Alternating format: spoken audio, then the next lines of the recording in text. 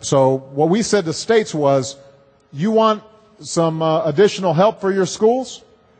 First of all, one of the things that the Recovery Act did was it prevented layoffs of teachers, including right here in Buffalo, because we helped plug state budgets and municipal budgets. But then what we also said was, you want some extra money? Show us that you've got a reform plan that's going to work.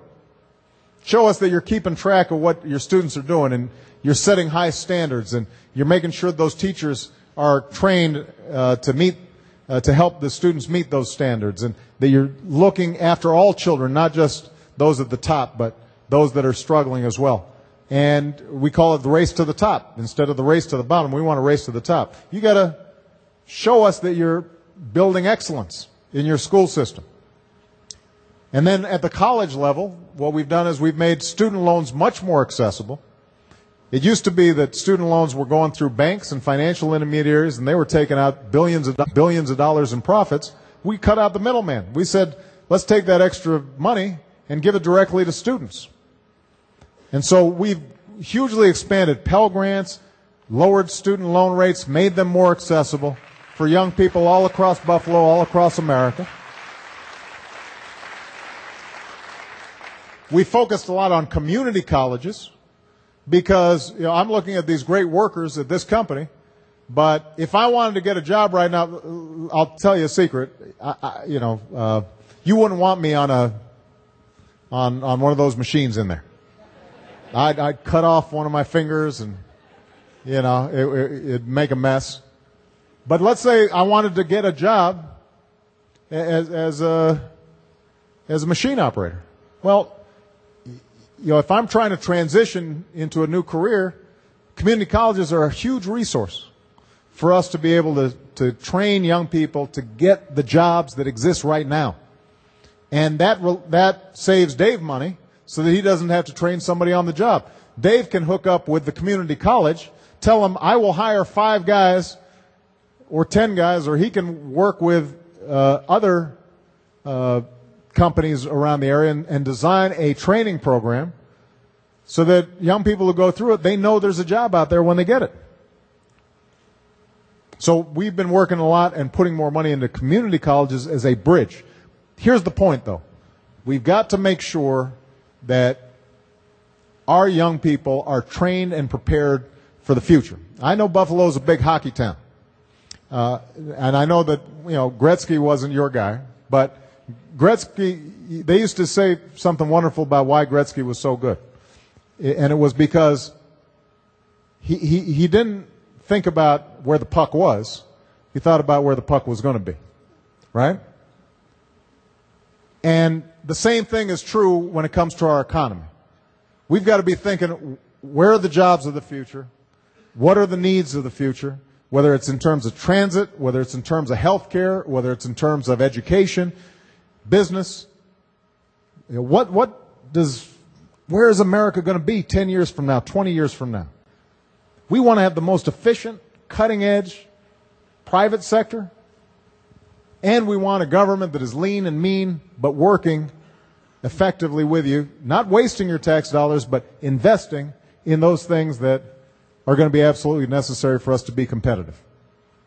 And if we keep that vision in mind, even as we're making some tough decisions about the budget, even as we're making tough decisions around how to deal with our deficits, I'm confident that we're going to be able to come out with a stronger competitive posture, a better future than we've ever had before. All right? And that's going to be true right here in Buffalo as well. Thank you, everybody. God bless you.